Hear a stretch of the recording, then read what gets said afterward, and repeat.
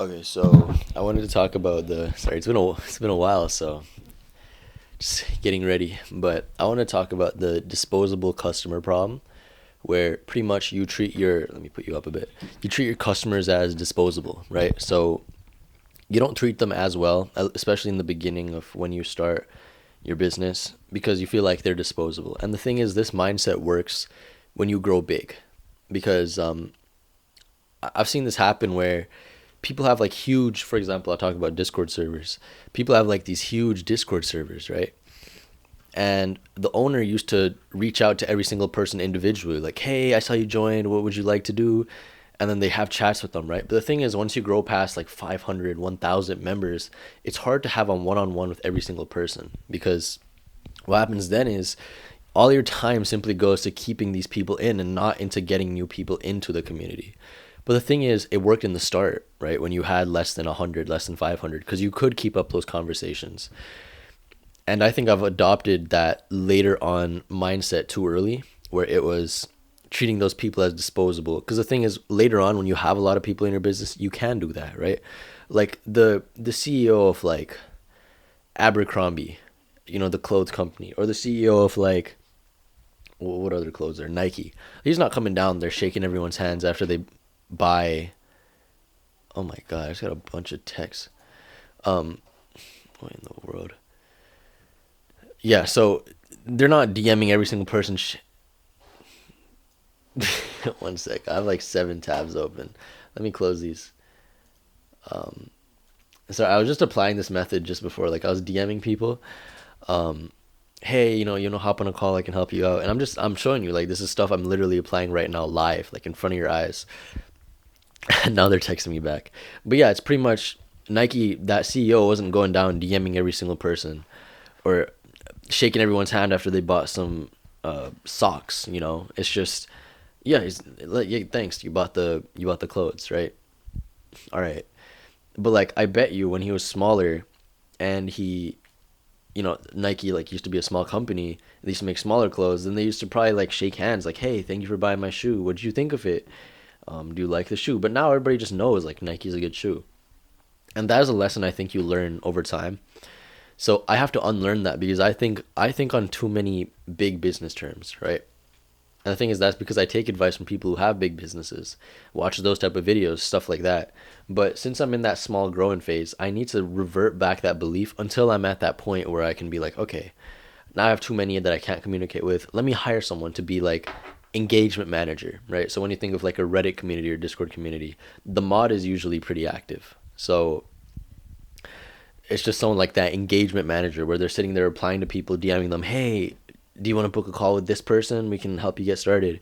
Or, hey, I saw you were struggling with this. We have these resources. Have you tried them out? So people like that I would hire and get them to talk and get them to communicate in the community to make it so that, more and more people are engaged. And because the point of school, right, the thing I'm running, it's all about engagement.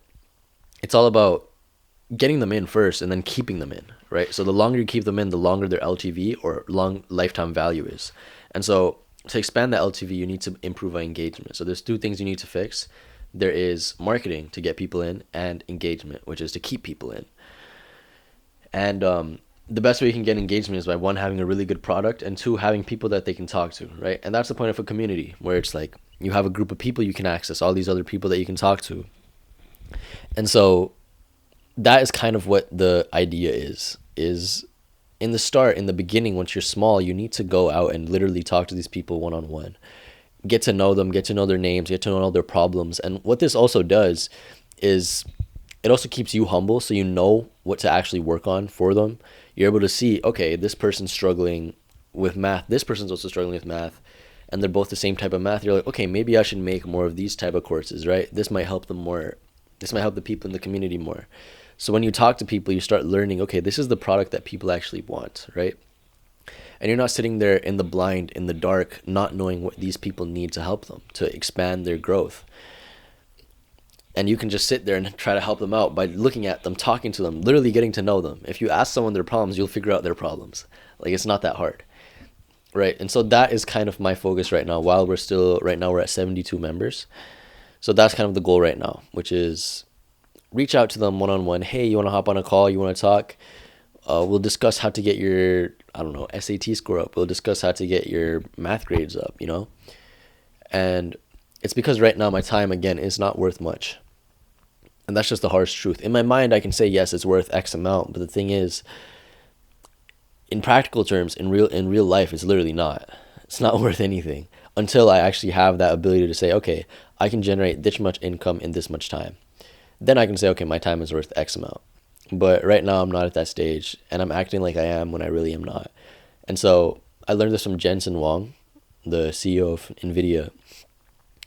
He said he is never above any task. And I think that's very important, right?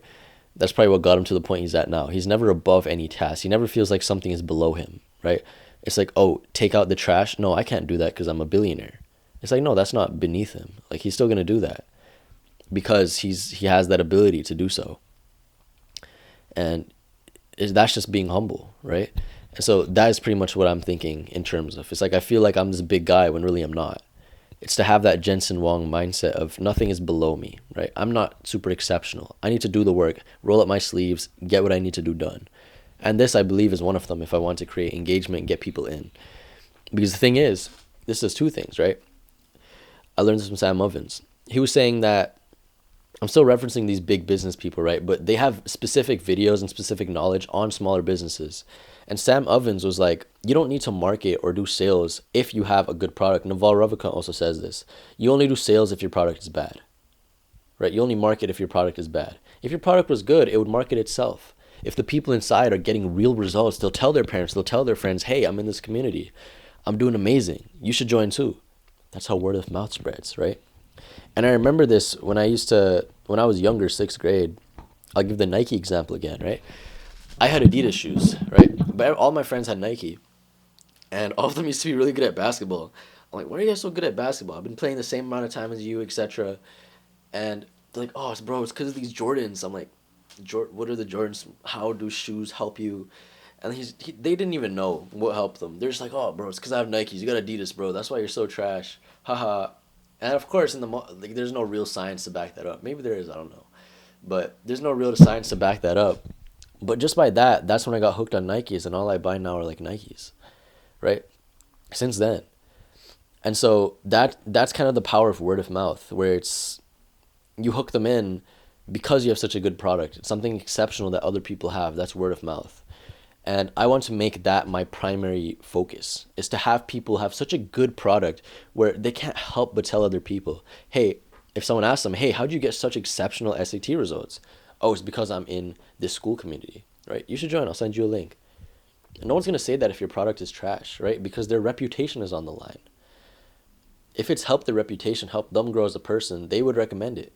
If this channel helps you, makes you more money, you feel smarter after watching this, you'll sit there, talk to your friends someday, maybe you're sitting somewhere, and you bring it up in conversation. Oh, I learned this thing from this one guy on YouTube. He was talking about business, something like that, right? And then your friend would ask, oh, who is that? And then you'd be sitting there like, oh, it's this guy here. I'll send you a link. Check out this video. You got another guy hooked on me, right? And so that is how it works. It's word of mouth, making something so good, people literally cannot ignore it. That's what it is, right? Alex Hormozy talks about offers, making offers so good people feel stupid saying no. I would say deliver so well people feel stupid not sharing. I think that's the best kind of marketing, where it's not just making an offer, right? An offer sure does market for you, but until you get the results, it's hard for that marketing to continue. So make that delivery of the product so good that people can't help but sharing it, right? Or they could keep it their little secret, whatever, but they will probably share it. And so that's kind of the idea I'm going to go with right now, is to just put all of my time, all of my energy into talking to the people inside one-on-one, getting them engaged, getting them talking, solving all of their problems with them one-on-one, figuring out everything they need so that I can sit there and help them as they please in their schools, right?